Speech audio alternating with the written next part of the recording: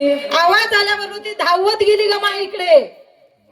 नाही ग माई, हातपाय शकत बसली होती. देव कुठं गेले, काय गेले, कुठं नाही, पता नाही. कसे असल, कुठं असन माझा देव, कुठं असन माझा मुंगशा, कुठं असन माझा राजा. आईची मैया खूप आगादा एवढी आहे, खूप पाजर भयानक आहे तिचा. म्हणून जीवनात काही नसलं तरी चालन, पण आई हवी आहे. पोरांनो, तरुण पिढी असेल इथं तर लक्षात ठेवा, आई बाबा एवढी भाग्य कोणाचंच नाही. ज्याच्या नशिबात आई वडील असं ना, त्यानं खरंच सेवा करा त्याची. कशाला जाता दूर घरीच पंढरपूर.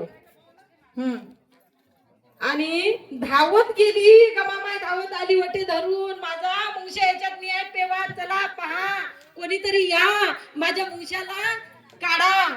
लोकांनी एक टोपली टाकली. ते सापडे टोपल्या होत्या पहिले दाय धुवाच्या मोठ्या मोठ्या. बुड्याचं वजन काय झालं होतं, 12 किलो वजन होतं तेव्हा. तपश्चर्यातून उठलेले, 12 वर्ष अन्न घेतलं नाही.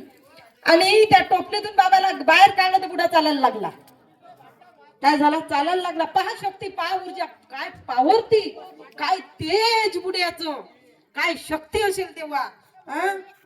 अशी त्याचे चमत्कार होते.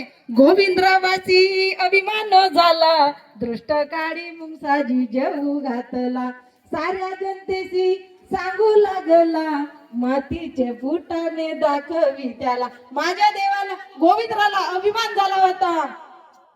1956 मधला दुष्टकाळ होता तो.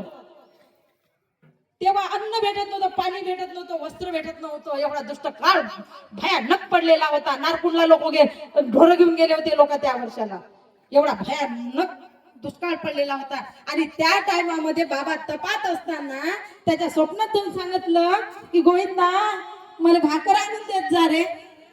गोविंदा, मला भाकर आणून देत जा रे, मला भूक लागते.